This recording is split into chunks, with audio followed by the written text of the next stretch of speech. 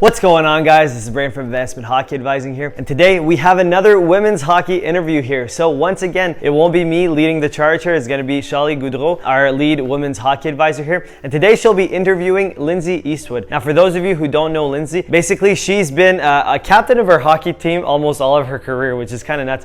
She played in the PWHL here in the local Ottawa League, the highest junior league you can play, and then she went on and played NCAA hockey for 4 years, and she was captain of her team for 2 years there, and now she transitioned to playing pro hockey, and that's what she's currently doing right now. Without further ado, let's dive into the interview here. But before we do that, real quick, just a quick reminder as always to absolutely destroy that like button, and if you're new here and you want to see more content like this moving forward, consider hitting that subscribe button and notification bell so you never miss another video moving forward. All right, guys, let's dive right into the interview here. All right, so hey everyone, it's Charlie with AHA, back with another women's interview on women's hockey. And today we have Lindsay Eastwood, a player for the Toronto Six. Lindsay, how are you doing? Hey, Charlie, I'm doing well. Thanks for having me on. Yeah, happy to have you here. So I guess to start us off, you want to tell us a little bit about yourself, where you're playing, where you played, and where you're from? Yeah, so originally from Ottawa. Grew up, born and raised in the West End in Canada. And then I shipped off to Syracuse University, played university there, and did the 5-year plan, got an extra year out of it. And so last year I decided to go play for the Toronto Six in what was the National Women's Hockey League, now we're the Premier Hockey Federation. And this is my second season with the Six. And so I'm in Etobicoke now, just in Toronto. Cool. So what position are you playing over there? I'm a defense. Oh, nice.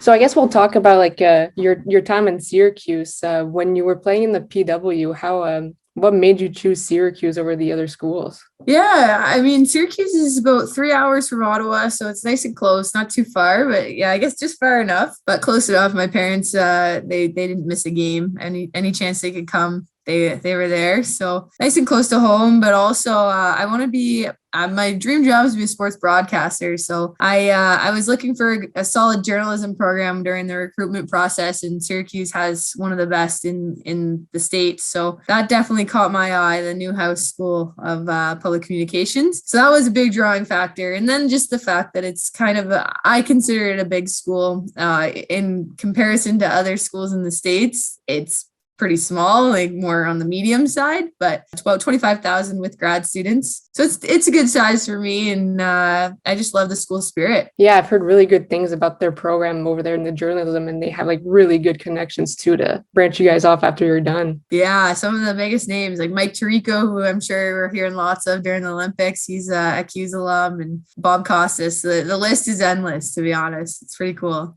Yeah, that's really cool. I mean, speaking of that, have you had any like good connections that branched you off to doing some fun experiences? Not from Syracuse, but just in general, like being in the hockey world, I've had some pretty cool experiences. So one of them being I got to cover the Tampa Bay Lightning at during the 2020 Stanley Cup playoffs, and when they were in Toronto. So one of my teammates here in Toronto, Sam Ridgewell, she this was the summer before we had even met. She messaged me. She goes, "Hey, you're into sports media and sports writing stuff, right?" And I was like, "Yeah, like, is there something that I could help you with?" And she was like, "No, my cousin works for the Tampa Bay Times, and they're looking for a correspondent in Toronto to help cover the Lightning while they're in the playoffs. Any chance you'd want to do that?" And I jumped at that opportunity. I said, absolutely. I was jobless at the time. I was just out of university. So I was, and it was in the middle of COVID, so I couldn't find anything. So that was like a dream come true. And it was a really cool experience. I got to be on the ground in the bubble at the games. Wasn't fully immersed into the bubble, but I was in the stands watching the games and got to cover them. And then turns out they won the cup. So maybe I was their good luck charm. I don't know.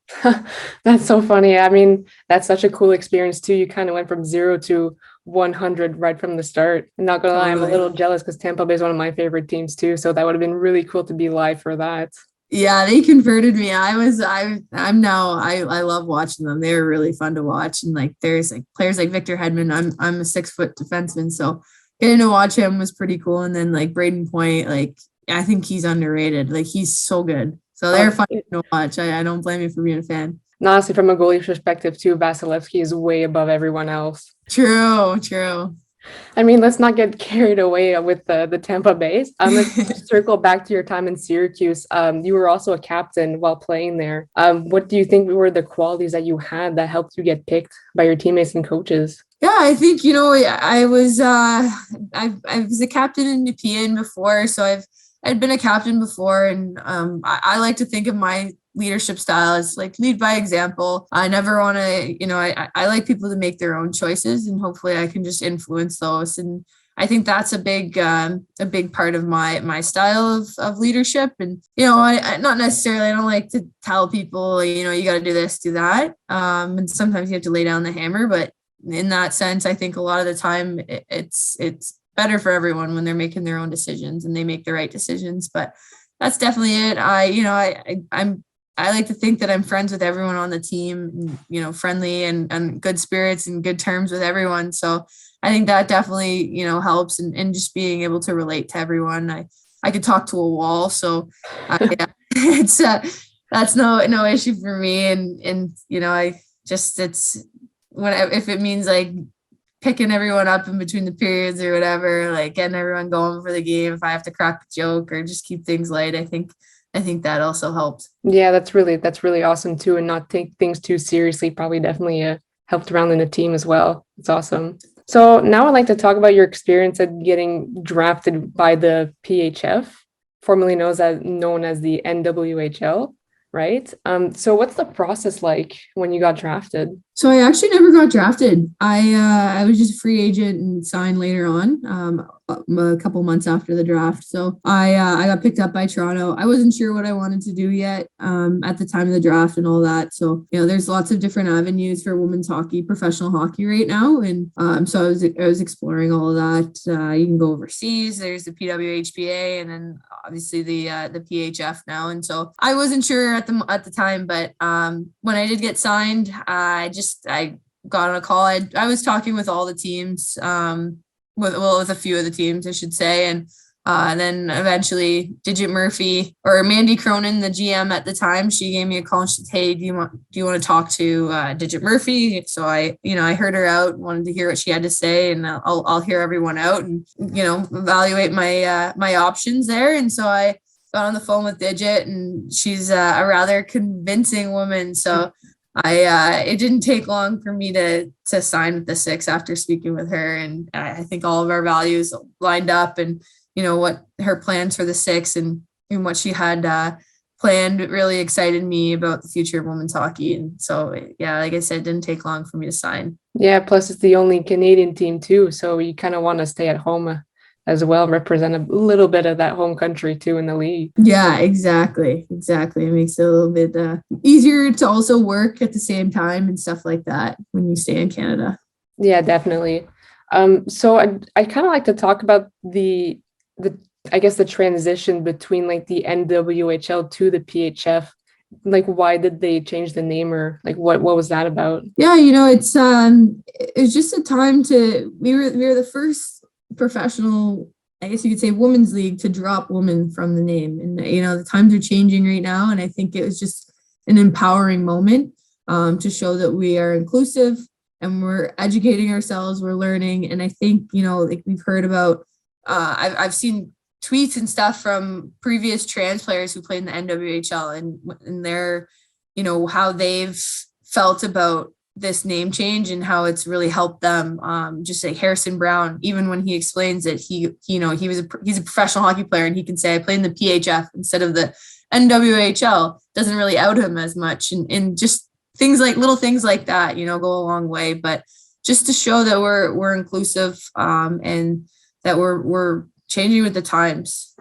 Yeah, that's really cool. I love to see that evolution, especially for women's hockey. It's very cool to be inclusive. Recently, there was the All-Star game for the PHF.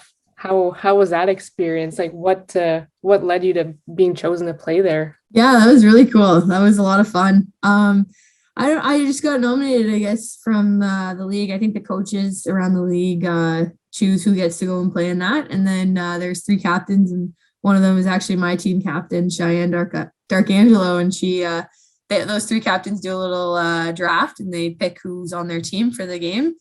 And so she picked me. So it was pretty cool. I was pretty pumped to be on her team. But no, it was a really cool experience. They did a really good job and had a lot of fun. I never even crossed my mind that I'd ever play in an all-star game. So or weekend. So it was a really fun time. That's actually so cool. And not to mention the jerseys were very cool.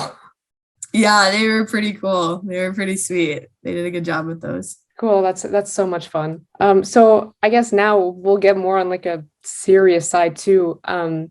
From based on your Wikipedia page that I found, you kind of had to sit your first year out due to a health issue. So how did you deal with that type of adversity? Yeah, it was right before I was headed to Syracuse. I was diagnosed with blood clots in my lungs.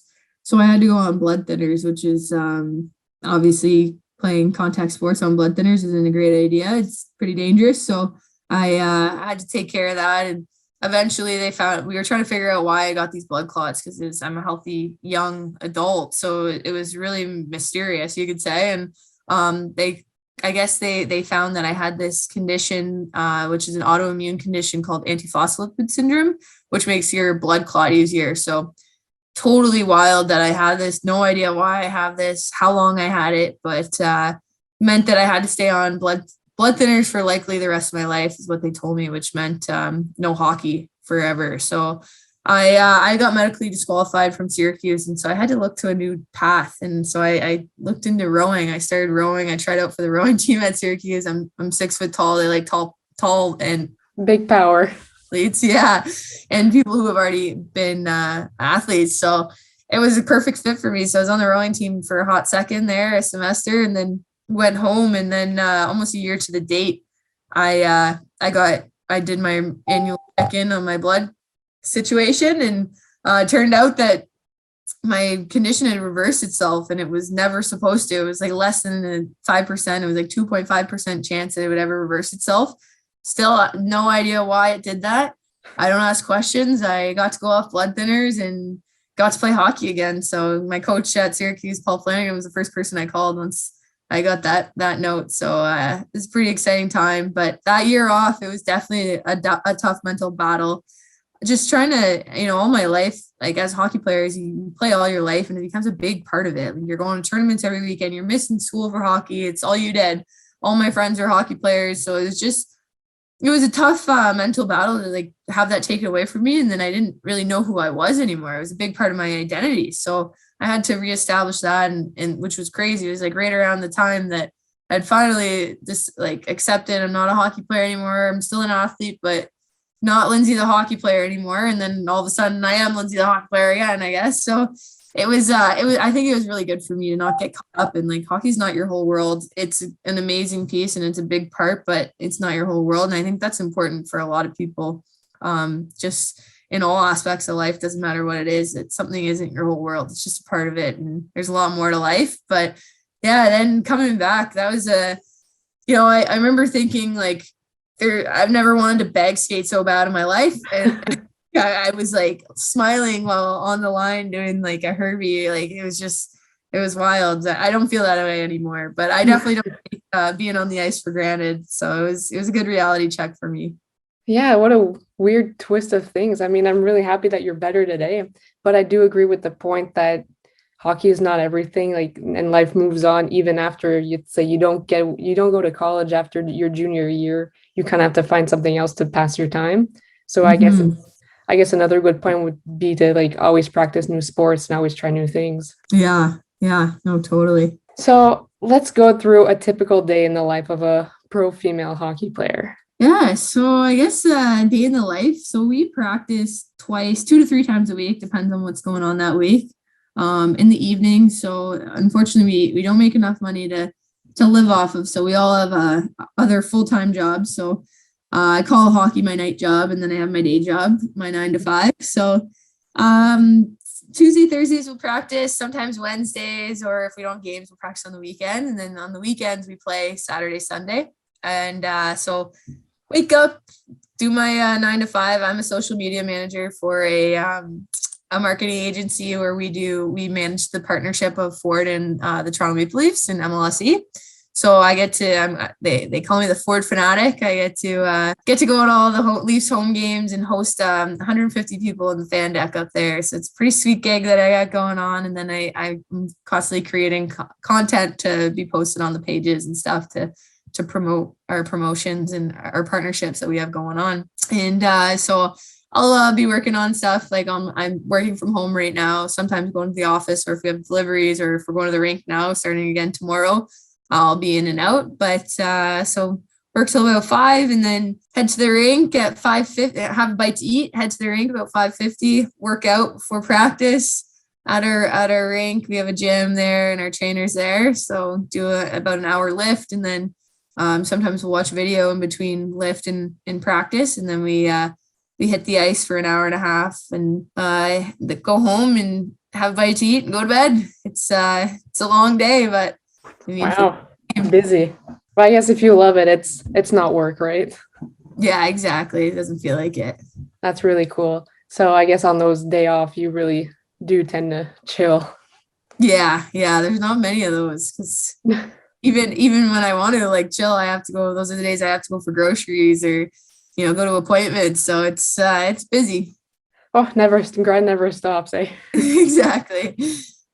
So I guess we'll circle, like, talking about the partnership with your marketing job and the Ford and the Leafs. So how did you get into that?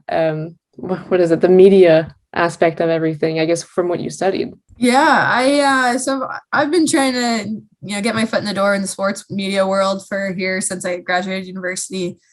So last year, after my gig there with the Tampa Bay Times, I started working for another marketing agency called Critical Mass, and I was a project manager for them. And so I did that for about a year and a half, and then just came across this job. I wasn't in sports doing that job, and it was a great experience. I learned a ton, and it was my first big girl job, I guess you could say. And then I was looking for a job in sports, in the sports world. So I actually just came across this posting on LinkedIn and applied, and one thing led to another. And so I started working there in November. Cool. So would you say that your connections built by like playing hockey definitely helped you get into that? Definitely. I think definitely helped me. It is a position where like I'll live tweet during games, and you have to know the sport in order to be able to tweet about what's going on. So that totally helps. And like right now I've been making skill videos. So I go out and film myself doing, like, I did the Michigan the other day, like, so stuff like that. Just I think it helps make the page seem more credible, having someone who actually plays, and I play at the professional level. I think that definitely helps too. Wow, that's really cool. Teaching young girls how to do the Michigan, that would be very fun to see. I'm not so good at it myself. Couple tries. So I guess we'll end these things on like the last question. Like, would you have any advice you'd like to give young female hockey players that are trying to get to that next level, where they be like college or their PW or junior? Yeah, I think if you have goals, set those goals, and don't stop until you get there. I mean, there's nothing too big or too small. I have some pretty big goals that I still am trying to achieve, and they seem a little intimidating sometimes, but you just got to keep at it and believe in yourself, and work hard every chance you get to make it happen. Nothing comes easy, so keep working, and good things will come. Wow, that's awesome. Definitely keep at it, and that'll definitely help the future for sure. So finally, where can people watch your games? So we are, our league we have a partnership with ESPN Plus. So we're on ESPN Plus, but for those in Canada, some of our games are streamed on Twitch, and then some of them are streamed on TSN Direct. And actually, they just announced that the playoffs are going to be linear. So we're going to be on TSN2 for the playoffs in the end of March. Cool. Very cool. We'll definitely tune in for that. Awesome, and awesome. I think your team is number 1 too, right, in the league? We are. We have a couple games in hand, but I know we are at the top of the pool. We're doing pretty good right now, knock on wood. Yeah, I've seen some stuff, and you guys are very up there. So best of luck to you and the team. Awesome. Thank you. All right, guys, that wraps it up for the interview here. Hopefully you got a ton of value out of this kind of content. And if you do like this kind of content, let us know in the comments section below, and we will keep posting these kind of interviews here on the women's hockey side. So hopefully you guys like it. I really enjoy watching these kind of interviews. It's a different perspective, you know, to see the women's hockey side of things. So if you guys like it, let us know and we'll keep pushing these kind of videos. All right, if you had any questions, any comments whatsoever throughout the video, don't hesitate to absolutely drop a comment down below. Or if you want to message us privately, you can also send us an email at info@ahadvising.com and we'll get back to you as soon as you can. Also too, if you like this video and you haven't already throughout the video, consider absolutely destroying that like button. It really goes a long way. And if you're new here and if you haven't subscribed yet, consider smashing that subscribe button and also hitting that notification bell so you never miss another video moving forward. All right, guys, that is it for the video. We hope you enjoyed watching. Thank you so much for watching, and we'll catch you on that next one.